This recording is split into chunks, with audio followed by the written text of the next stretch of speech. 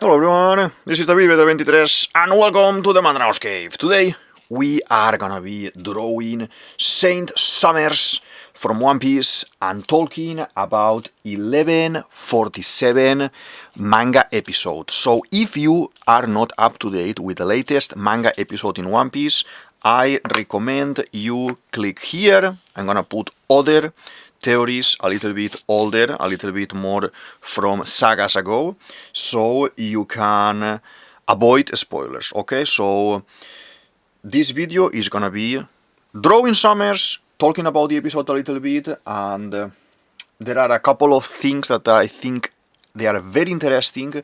The story is getting very thick right now, and the world government is having more and more presence, so it's time to just talk about a little bit everything, okay?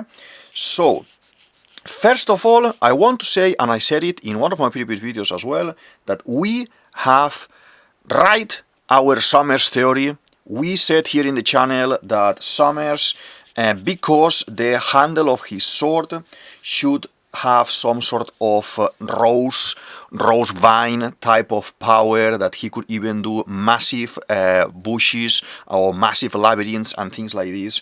In one of my previous videos I kind of say, good, we are confirming this, but obviously in this 1147 we see a lot of vine with spikes and everything, with you know, surrounding soul and everything, and it gets very interesting. I will go there in a moment when we actually go to that part of the episode, but that is a mini point for the channel, because we got it right, okay? So I'm gonna be drawing Sommers. This is one of the God's Knights. I have been drawing a few of them already so far. Almost all of them that are out, I have a drawing. We have Gunko, that I'm gonna put here. We have as well Killingham, that I think it was around 1143 more or less. We as well talked about the episode, the chapter, and I drew him. So I'm gonna put Killingham there as well, so you can watch that video to see the drawing and see the whole review of the channel, okay? And Shamrock, that here in the channel we like to call him Shonks, because it's like a clone, basically, like the brother. We have as well the video of Shamrock that I'm gonna put here as well. And slowly, we may do all of them, because at this rhythm, I think we have half of them most out, and in a few sagas more, I guess, we may have all of them drawn here in the channel. That would be very nice. I probably do a playlist. I don't have a playlist yet about the God's Knights, but to be honest, we have almost them all here. Let's do the face, a little bit the face, the hair.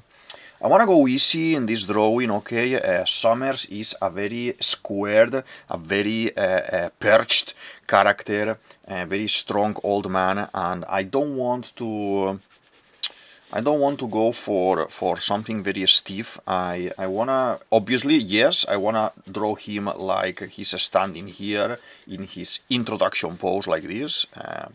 I love to do this type of introduction poses for the drawings. But I want to do maybe the vine on the bottom or something like this, and we will see that in a moment. I'm gonna be making sure as well that we are in frame, so I don't want to go. This is a very long character, so I'm kind of try to do something like this. Let me see. Maybe I'm out already. Well, I can do this kind of vine like this, like it's going around him like this, and it can be interesting that this is shown in this episode. Let's go into it. Chapter 1147 is called The Things We Find Scary. Okay, here in the cover story, in the cover page, we can see Yamato is happy, is eating a little bit of onigiri, is talking with Raizo. Raizo is one of the scabbards, one of the Akasaya 9, and I love Raizo. I may do a video about him as well, talking a little bit about the concept of ninja, basically, because I really like ninjas and samurais as well, and it can be interesting to talk about those topics as well here in the channel. But Tama is very happy as well. They have some food. He brought them some food as a thank you for saving them, basically, from Who is Who. Raizo is extremely strong, so I think he could have defeated Who is Who as well. But, we are following Yamato's story, and we need to give a little bit of a story to Yamato. We see in the background some people, throwing around, moving around Who is Who's helmet with the horns and everything, meaning he's completely defeated.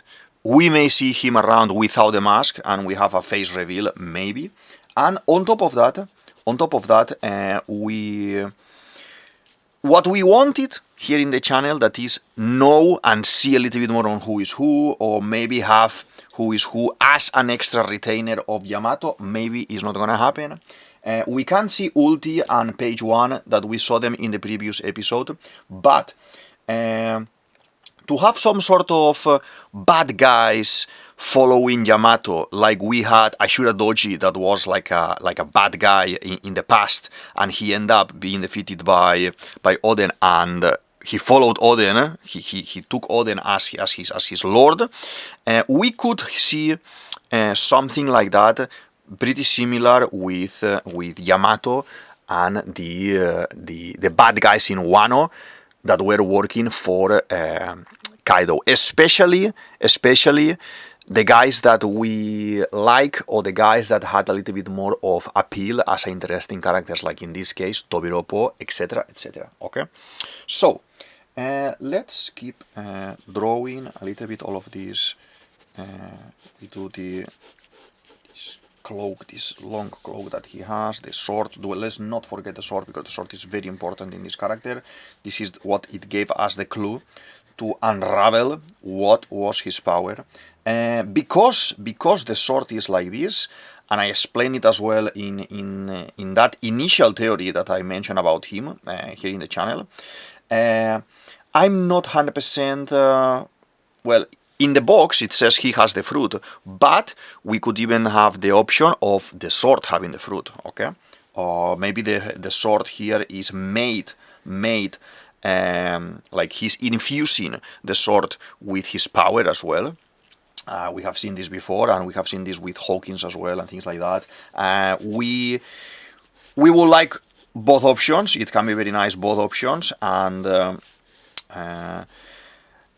in this episode, in the latest episode, we see him carrying like a club, like a massive club made of these spikes of this rose vine. Basically, I think this is just the sword, that he's just moving the sword up, and the sword is transforming. Instead of a sword, it's like a mace, like a club, okay, that he can hit, like he's hitting Saul at the beginning of the episode to basically defeat him, okay? So here at the beginning, we have Saul.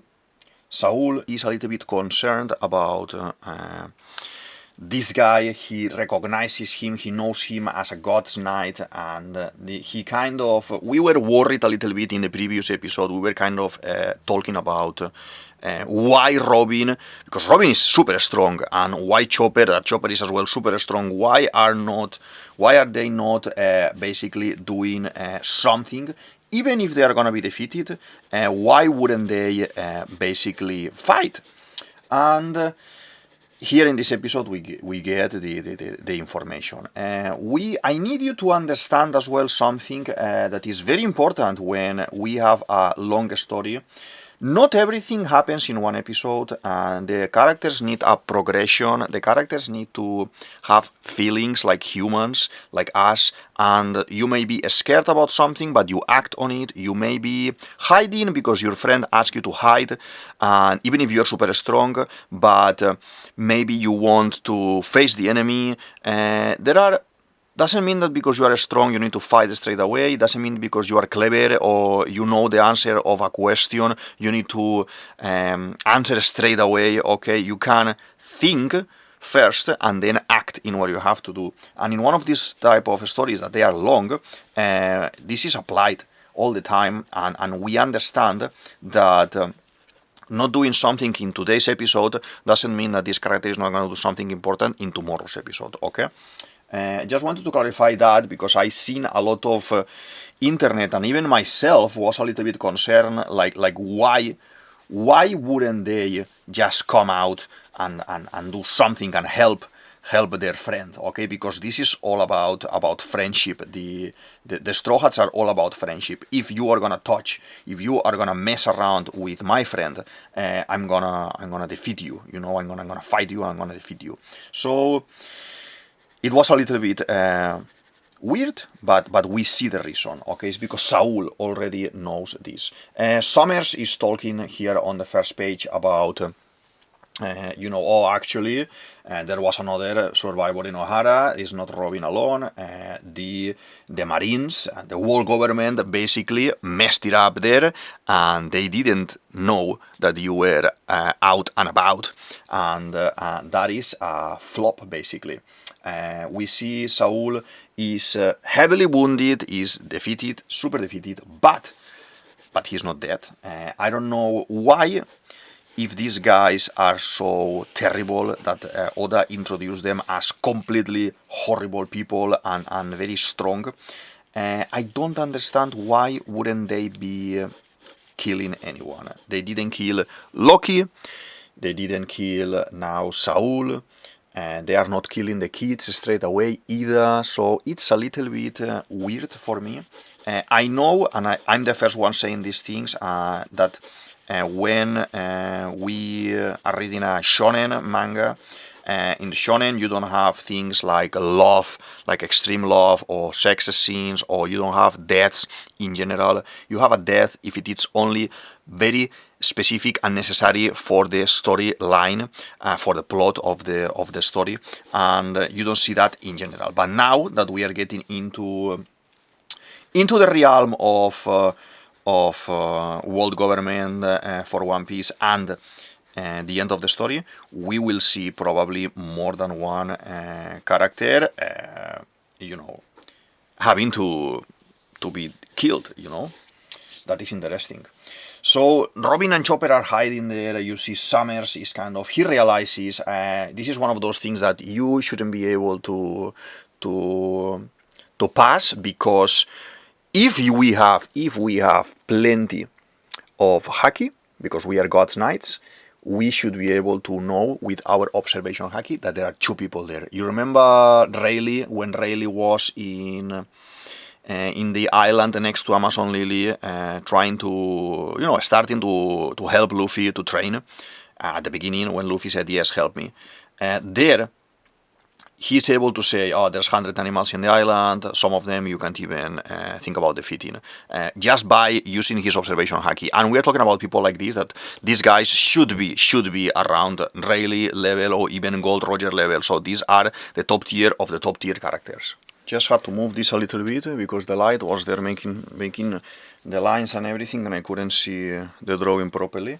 But we are back into business. So as I was saying, Sommers is, talking to Gunko there, and is basically asking if she captured the Straw Hats. I wasn't expecting this. You need to think that even if we have the weakling trio, well, Nami and Usopp there, that they are basically some of the weakest strength-wise, they are not weak. We see Usopp basically exploding Gunko in half, going for the kill in the previous episode.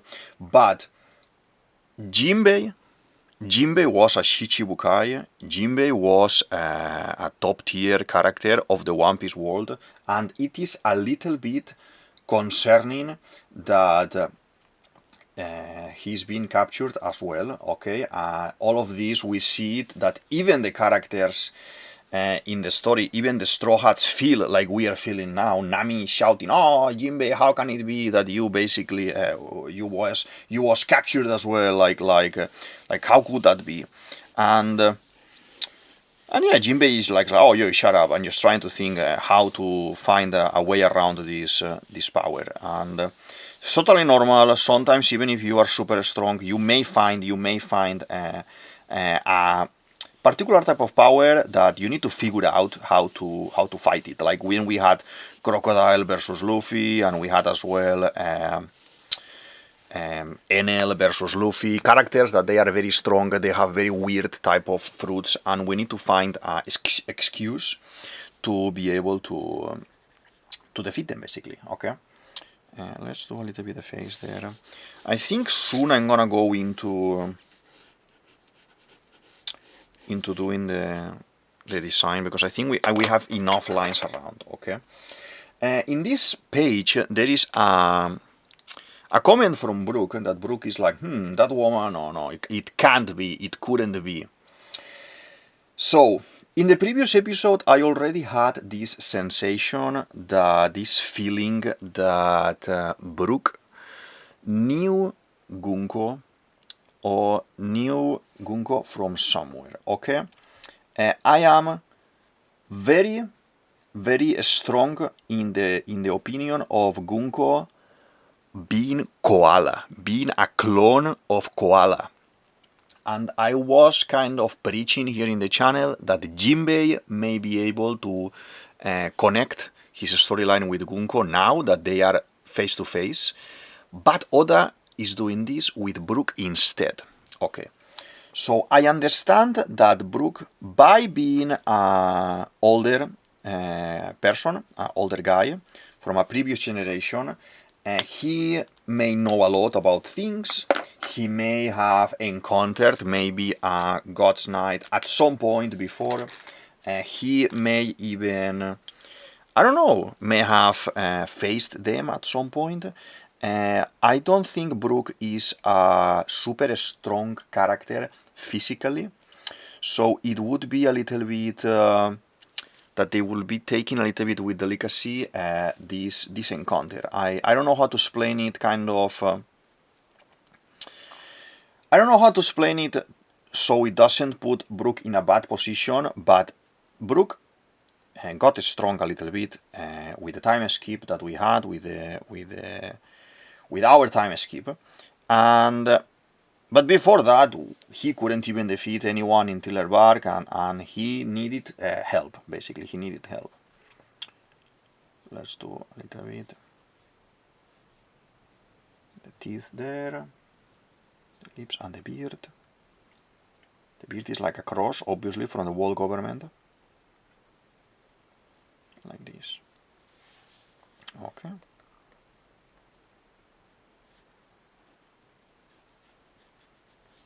Okay, the face is kind of okay there. With some details here as well. The hair is flowing, wild.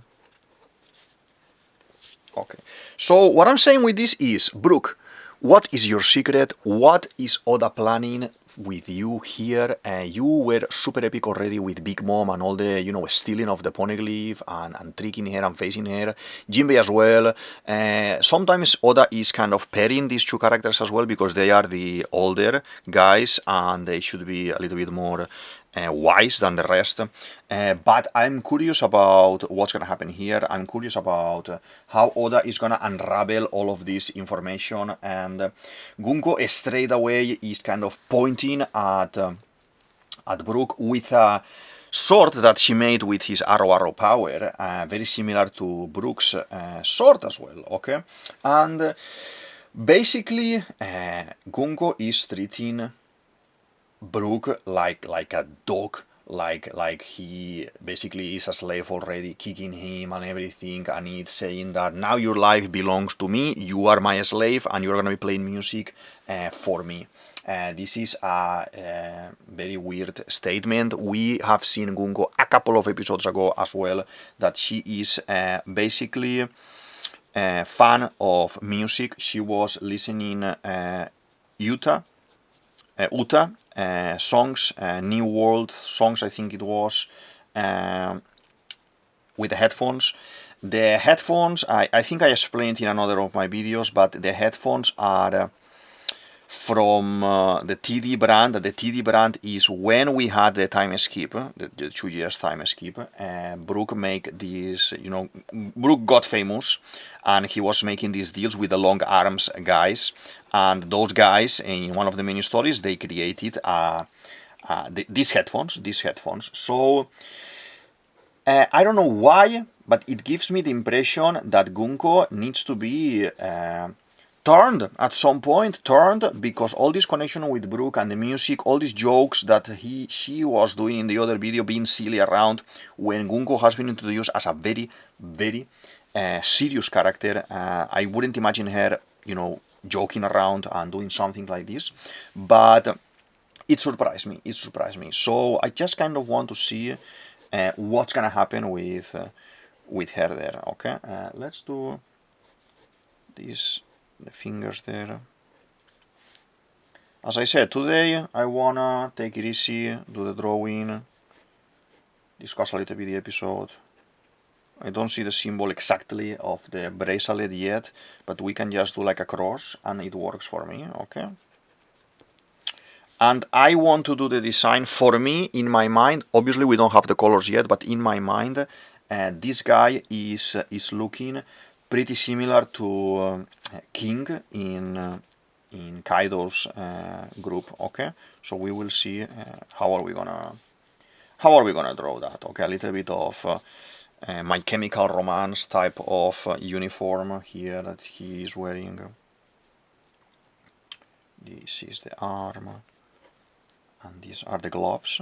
Okay, that he's wearing very nice gloves as well, like this. Okay, so they want to basically Gunko wants to take Brooke, and they are talking about she asks Brooke, and Brooke, very respectful, is like, my sincerest apologies, young lady. The Captain Luffy gave him a second chance, so the loyalty is to him alone. This is a way of Brooke saying Luffy is gonna be the king of the pirates. All of the characters say it multiple times in the story, but it's good to see these scenes where they would prefer to die before going against Luffy or leaving Luffy on the side. Okay, we see the determination of a man here, and this is one of the most epic things in One Piece that I love to see, when we have one of the Straw Hats, like Nami, being almost killed by ulti in Onigashima with the attacks that she was attacking with the head, and Nami will say, "I'm sorry, but Luffy, he is gonna be, whatever happens to me here, he is gonna be crying." She was crying. Imagine the terror, the horror of having to almost be killed, and you are loyal. I appreciate loyalty. It is one of those things that in friendship, in people, look for. Look for someone who will have your back and will help you, and when you need something, he will be there for you. And not only the people who is around you when things are good, when you are in need of something, those that stay around you and help you, those are the people you need to respect the most, and as well give respect to other people, and they will give respect to you as well. This is one of these teachings from One Piece, from Oda, that for me it is very important, and you can see how in general people sometimes just take care of themselves and they don't care much about the rest, or the friendships. Are for me, it's very...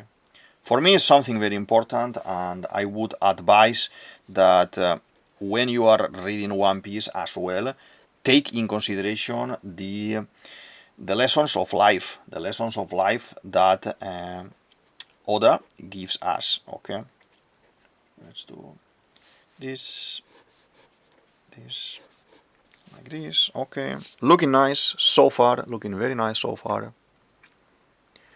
We made him very long, so maybe I can't do the bottom, but maybe I can do vines around or something like this, like kind of to show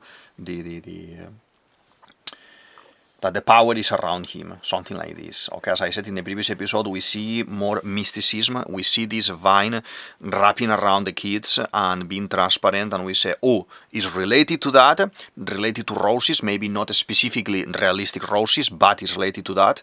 But now in this episode, we see that it's solid, okay, solid, and probably when we are seeing this in color with the anime, with Toei, we will see a snake-like moving, brownish, greenish tone, like it is actually like the proper realistic color for this, okay? So Brooke is kicked, Brooke is gonna die there, and they are talking, you know, killing Sommers. They are like, you know, basically, let's not do this, we don't wanna have Luffy, the Yonko, against us. It is an interesting point as well, because Yonko is the top, and he should be feared. Even the God's Knights shouldn't be treating Luffy's crew like this, because this can have repercussions, and very, very strong repercussions, okay? So they wanna send a message to the world, a message to everyone in Elbaf, to the giants in particular. They want to communicate that this is the game, this is what they wanted to do from the very beginning, is basically them saying, hello, this is Sommers, I'm one of the God's Knights, you already know me, and I have kidnapped the kids. In return, I want your loyalty. If you are not loyal to me, you are not loyal to the world government, if you don't fight for us, I will eliminate the kids, I will kill the kids in my possession that you know I'm kidnapping. They are separated. Gunko is in one place, Sommers is in one place, Killingham is in one place. They are kind of working together to have these things, while we see all the beasts attacking all the giants, all the cities, all the towns, in the branches, in the different branches. So they are in tension, they are being pressed, they are kind of being overpowered. Even if the giants are the strongest, they are being overpowered. So they are, you know, he's talking all these things. We see his nice power snake here. I may want to do it here at the bottom. Let's see if I move a little bit like this. Maybe I cut his head a little bit, I don't know. To see, you know what I'm gonna do? I'm gonna do like this.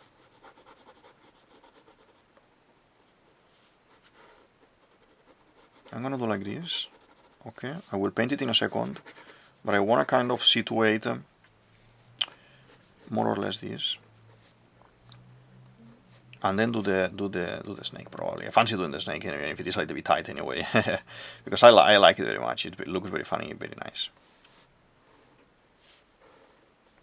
Yeah, something like this, and then I could actually do like this, sketching a little bit with this.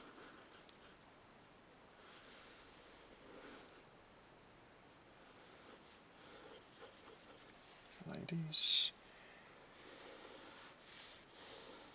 Yeah, like he's standing there on the snake vine. Yeah, I'm gonna do like this. Now he's gonna go around like this.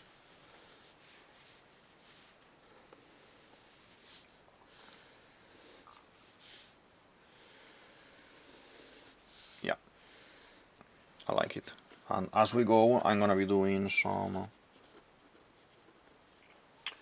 more details probably to the thing like this, but I think something like this works for me. Okay, I want to start doing a little bit of filler, so we can have the color added already. Okay, like this. This is gonna be nicer when we paint it. Okay, I want to as well erase a little bit here at the bottom.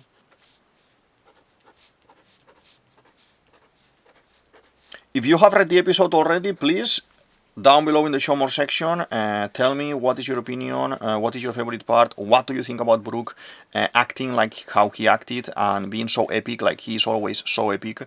And yeah, I'm gonna be going through the whole thing slowly as we continue with the drawing, but I wanna know your opinion, and I wanna know your theories as well. Okay, this is looking nice. This is looking nice. I don't think I chose the right color to basically do the sketch today, because this brown is a little bit too dark for my liking. And yeah, a note on Sommers. Sommers seems to be connected by family, connected by family name, by clan somehow to one of the Gorusei, the blonde guy in the Gorusei. This is Jupiter, and the surname is Shepherd as well, like this guy, and they are somehow connected. We will see this like this, and I want to make the cape this kind of cloak like this, okay? And the vine is gonna be from behind. We will see it from behind. So here it's gonna go like this. It's falling. The sword as well. Let's not forget the sword, because it happened in one of the drawings that I forgot to draw the sword. Okay, like this, and this part is gonna be going down.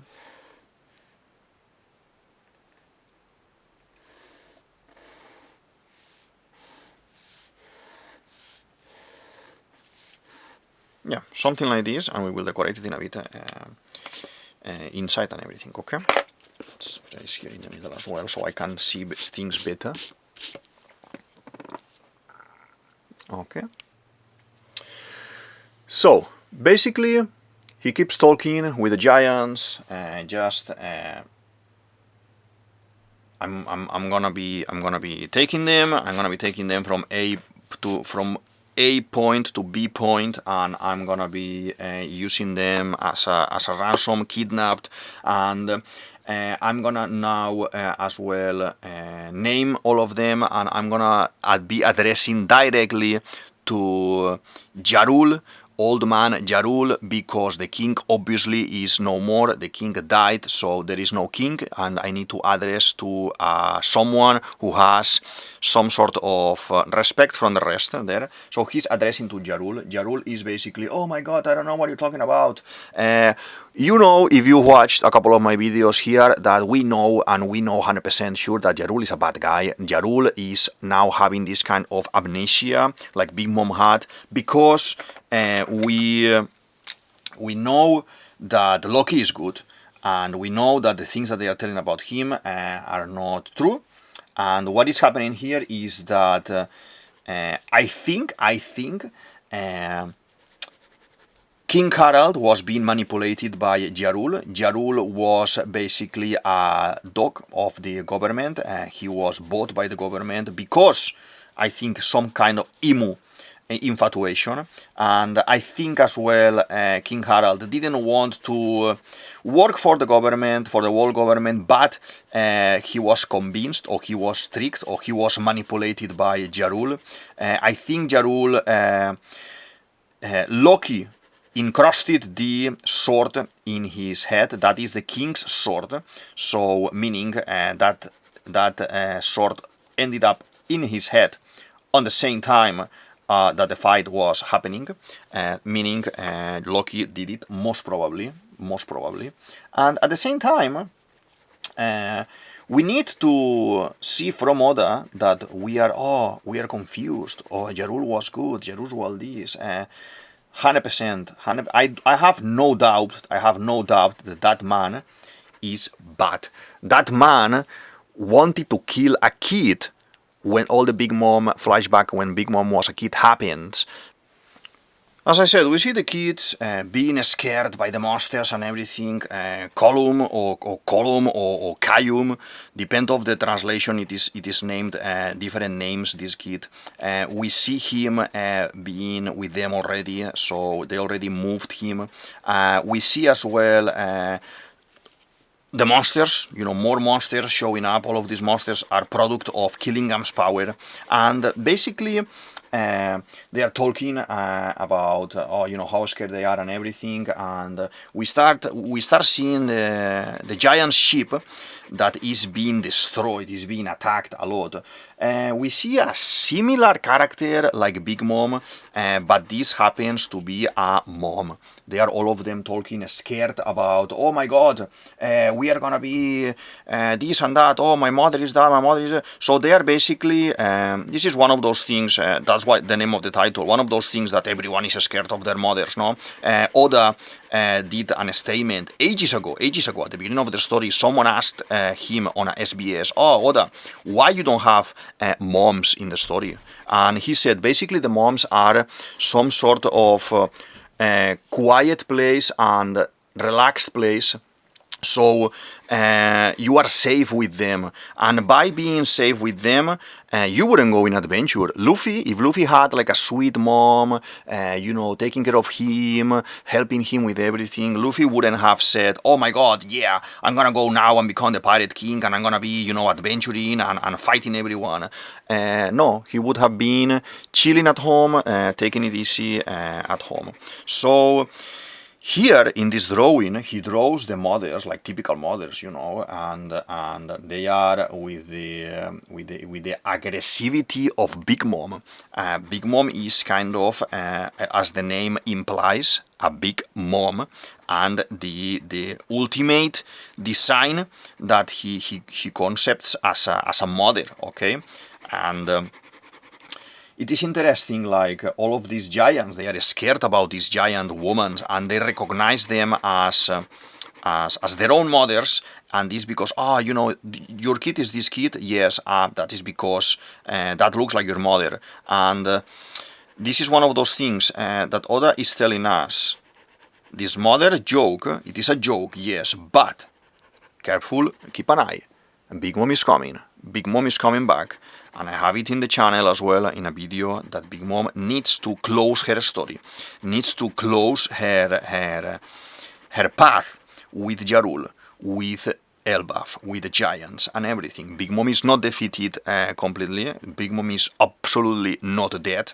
Like Kaido. Kaido needs to close his story as well here, because the connections probably with King Harald. So this is a way of Oda telling you, don't forget about Big Mom, saying as well, don't forget about NL, don't forget about these guys, okay?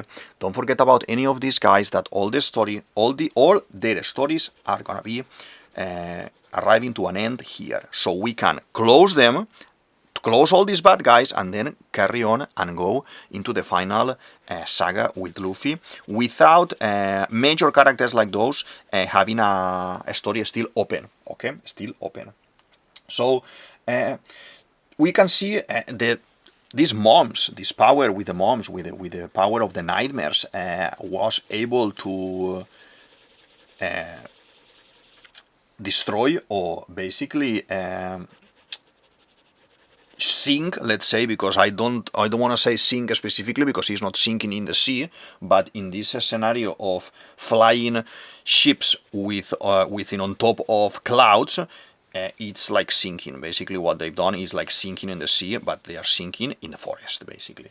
So we see these guys, the giants, sinking in the forest, and Sommers is looking at them, is sharing this information as well, is talking to Jarul, is saying, you speak for Elbaf now, I'm gonna be saying the names of all the guys, and start saying the names of the kids, because we have there at the moment as well, with Killingham, that Killingham has the transmitter, the massive Dendenmushi, that is able to retransmit everything to the rest of Elbaf, okay? It's one of those giant ones that can amplify its signal to go further than we normally see in One Piece, okay?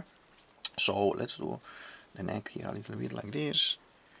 Like this. I'm doing 0.8, okay, thick, to fill all the gaps. Like this, and like this, okay. The drawing is looking nice as well. There is a lot of things going on with him. This is one of those characters, like all the God Knights, that to have it nicely done, we should spend hours with him, you know, taking care of having all the lines and all the details. Now I'm gonna be drawing more like, you know, a little bit faster here and there, filling the gaps, filling here and there. But this is one of those characters that needs time to have it beautifully done, I would say, okay? Yeah, so we keep that in mind. I think this is one of those episodes, one of those first episodes that we see a little bit of the minimap. When we see the minimap in One Piece means we are already full on in the story. This is, or that is going to be the challenge. This is going to be the game. It is kind of defeat the God Knights, or kind of kick the God's Knight out of Elbaf. I don't think we can defeat them. I think Oda has pumped them so much and made them so fearsome and so strong and so focused in being defeated probably by Dragon and his group, that for me it makes no sense that we, as a pirates, we end up victorious in this fight. When I say victorious, maybe I mean defeating one of them. Defeating one of them, it can be very challenging. It could be very interesting if we end up maybe capturing one and having, because, you know, we are Jonkos now, so we should be doing things like this as well. But having hyped them so much, after the flop with Saturn in Egghead, I kind of don't want Luffy to win this one. I want Luffy to have to struggle. The GR5 is too powerful at the moment, and I want to see how can be toppled with something as crazy as his own power. Okay, this is the star here, and has these lines as well. A lot of decoration, a lot of things in this outfit. This guy, it's very stylish guy. Yeah, within the knights, very stylish and very many things here. Okay. So we start seeing the names. I think this is some sort of manga filler. I don't think we need to know all the names of the kids. When you know the names of a characters, you connect more with them and you empathize more with them. So you are like, oh my god, poor Ilva, poor Olaf, poor Ronya, because oh my god, you know the names, so you are more... you care more for them because you know the names. But I think this was a little bit maybe Oda didn't want to express something that he needs to do in a specific chapter, and he said, I'm gonna fill this chapter a little bit with the names, you know, like, because, you know, tell me that is like a full page basically, or even a little bit more, like 2 pages of all of this. And I don't think it was needed, but well, we will see where is this gonna be going. Okay, important column is Gaban son, and obviously you can capture a random kid, son or daughter of a random giant, but son of Gaban, that means trouble. So basically, Sommers is saying all of this, is kind of making this a speech of blackmail against the giants, and basically the giants are warriors, the giants don't need schools, the giants don't need a library, I'm gonna destroy the library, I'm gonna destroy everything, I'm gonna kill the kids if you don't follow my orders, I am gonna do whatever I want. And basically is directing to the information to Jarul, saying, Jarul, old man, you are the head now, you need to speak for everyone and tell me your answer. Jarul, as I said, like representing a little bit of the concept of dementia, when someone gets old and they have this problem that they forget about things. Sadly, this is a very sad problem that a lot of people suffer when they get old. But how is he gonna be able to decide, for example, when people, all of them know that he is not in his right mind? We can see that he is not in his right mind. So this is gonna be kind of a way of him of making a bad move, I think, at some point, and having to reveal himself. But the sword needs to come out. The sword, first of all, needs to come out. Let's do some details here for this.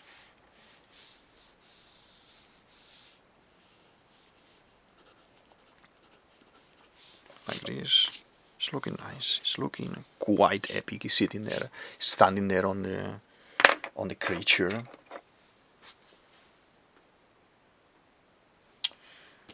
Basically, we have the silly moment of the episode with this, because I think this woman is completely useless. What she said right now makes no sense, and it's something to regret. She basically says that the school and the library, this is symbols of Elbaf's peace, and the library is saving our history, and not only our history. We have books from O'Hara that we want to protect here, and so even Sommers says you have such a big mouth because you said that. We didn't know that you have those books. They thought the books were basically destroyed in O'Hara, and she, big mouth as she is, she had to say it, and that means there are gonna be new objectives here. The Gods Knights probably they will not want to leave here before making sure that the library is destroyed. The library needs to be destroyed. I don't think there is any kind of information that Robin needs to unravel new information. I think this needs to be utterly obliterated, if I'm being honest with you. Okay, so let's do the sword like this. I want to paint it a little bit with greens as well. Obviously, we see, after saying these comments about the books, about the library, Robin gets crazy. She is furious. She is furious. We see these eyes of upset in her. The eyes are very similar to Imu's eyes. She is gonna fight now. She is gonna go full on. It's about time that we see Robin fighting full on. And to be honest, the eyes look very similar to Imu. I'm starting to think all this mystery of Imu again and again with the eyes, and sometimes with Mihawk's eyes as well, and saying, oh, these guys are family, blah blah blah. All these things, to be honest, it's making me think, after seeing Robin today, that it is only the eyes are looking like that only because the character is upset. If you are telling me there is nothing special about Imu's eyes, because we see Robin doing the same type of eyes right now, and it is only because we have the the upsetness of a full generation, the upsetness of being betrayed by Nefertari the Lily, Bibi's ancestor, I would believe it right now. I don't want to see some sort of Sharingan like in Naruto with some of the characters. I don't think that is necessary at all in One Piece. The eye powers, or I don't think either that we need to see some sort of genjutsu. There is enough already with this kind of black magic that Imu is showing through the Gorosei, through the Gods Knights as well. As I said, the Saturn and Company and Gunko and Company, all of them are tied. They are linked by this power of Imu. I think Imu is Satan, basically, has the Ito Ito Nomi model Satan, and by this I think she can kill any of them whenever she wants, and she can extend their powers however she wants. As we see with Saturn, eliminate them anytime that she wants to eliminate any of them, that they kind of don't behave as expected, or they don't comply with what is needed for the world government, or better said, for her. And yeah, they don't have the choice of power. They are not free to choose whatever they wanna do, basically. That is what I think is going on here with Imu and company. Okay, so let's do these guys like this, and I just wanna do the globes like white, so maybe we do a little bit gray like this. Okay, the fingers and the ones on the top, yes, I fancy doing yellow. I don't know why, but this guy is gonna be blondie like the other guy. But I want to be blondie old, so we need to do a couple of darker lines here. I'll paint it a little bit like this, like maybe whitish. Whitish blonde. You know, when you are blonde or when you are ginger and you get old, the hair ends up having this kind of grayish tone for the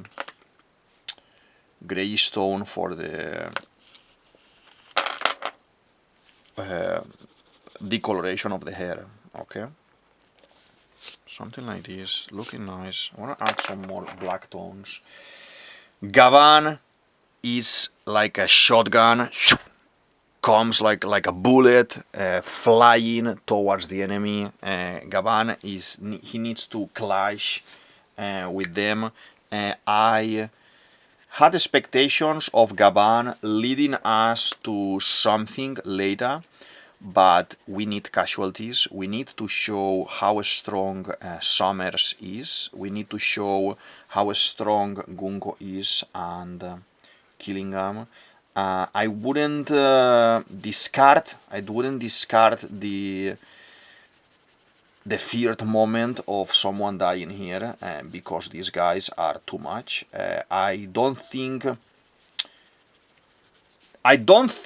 the Straw Hats, without Zorro, without Luffy, and without Sanji around, they shouldn't go unscathed from here. They should have some kind of wounds, and I don't think they are going to be capturing Nico Robin. That would be crazy if they capture Nico Robin, because she's actually voluntarily saying, okay, I am going to fight this guy.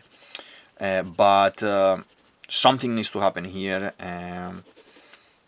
I would like, let's see what I would like. I would like to see, for example, as a spectator, as a reader.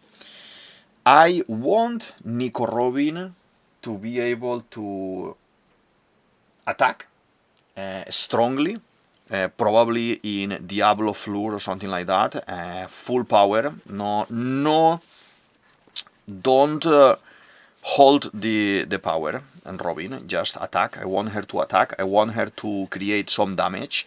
I want her to create some sort of fear of the God Knights of her, because we need to think that she was with Dragon for a period of time, for like around 2 years as well. She should know about the God's Knights. She should know about their abilities. She should know that Dragon is kind of planning on attacking them, or kind of facing them. So she should have some information that she could use on her advantage. I would like her to do something very strong, something very hard, and probably to save the other guys, yes. Probably maybe exploding them all, making them retreat maybe. But the God's Knight needs to finish this fight, this encounter, victorious. Even if Robin is able to save Usopp, Nami, and company, maybe they take Brook. There is something going on with Brook and Gunko, as I said at the beginning. Maybe they even take the kids regardless, and then we have more story with the characters. I don't want them to take the kids. I want them to be able to rescue the kids, to be honest. As a reader, I want them to at least be able to rescue the kids. They are a Yonko crew. They should be able to rescue the kids, but not defeat the God's Knights.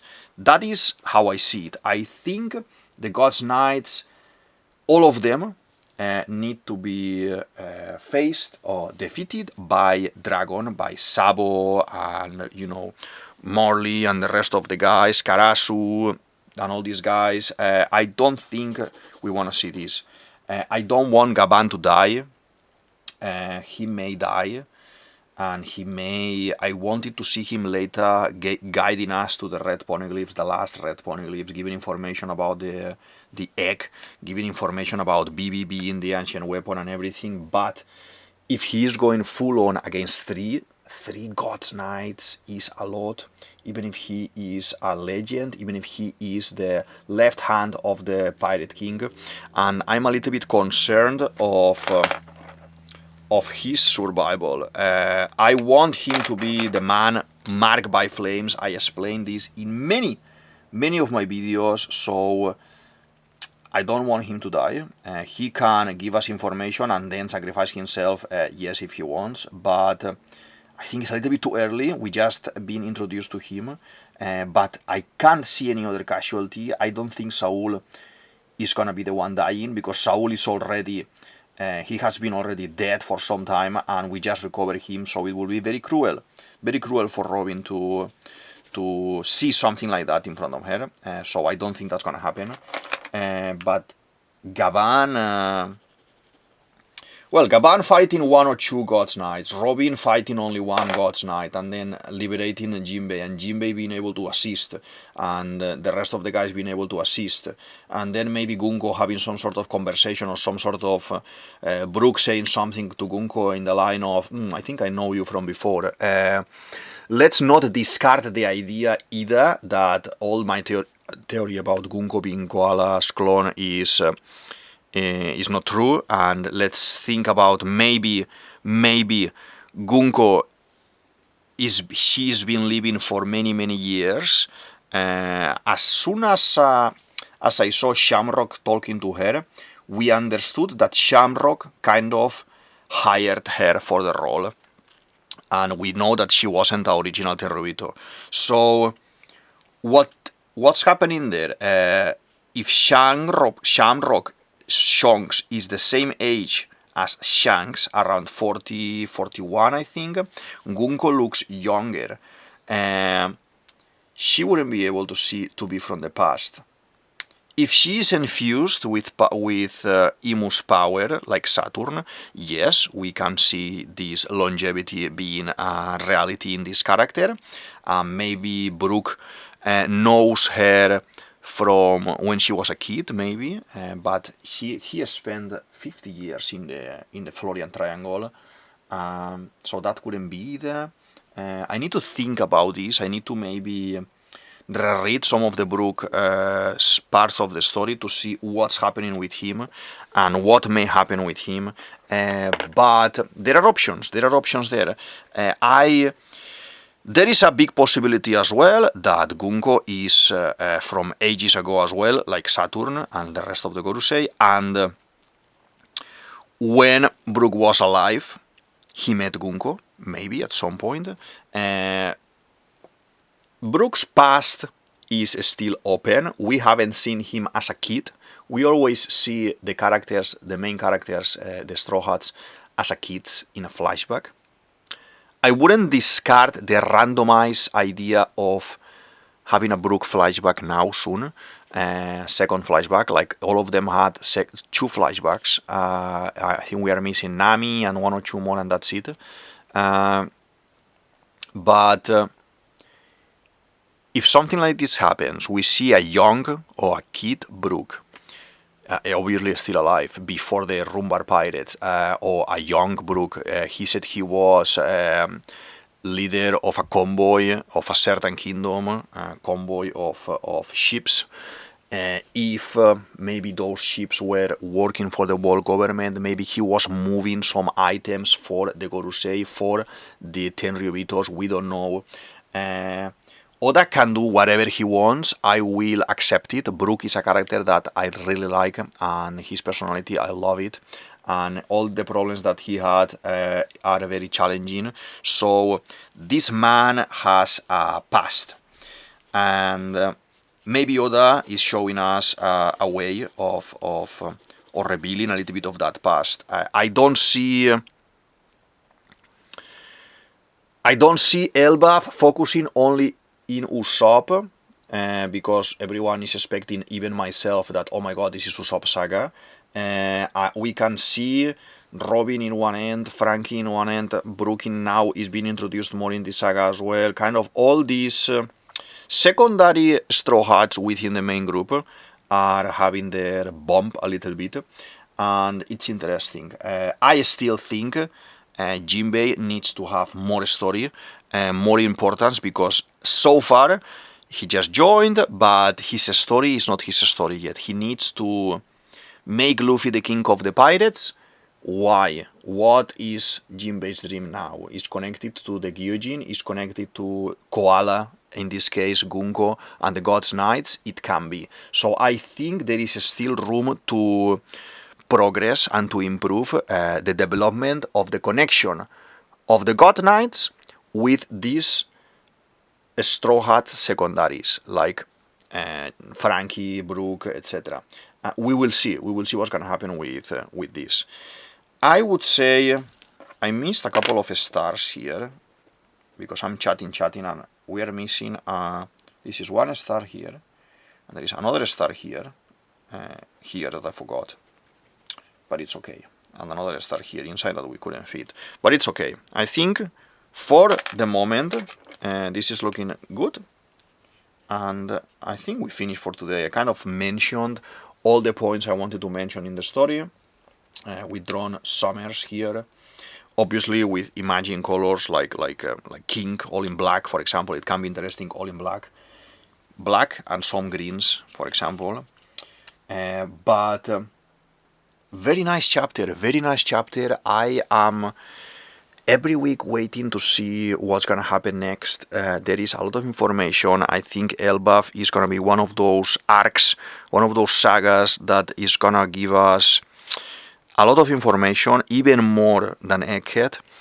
We are getting into the end of the story. Oda can go with Vegapunk storyline, Void Century storyline, Red Poneglyph storyline, the truth of the Void Century.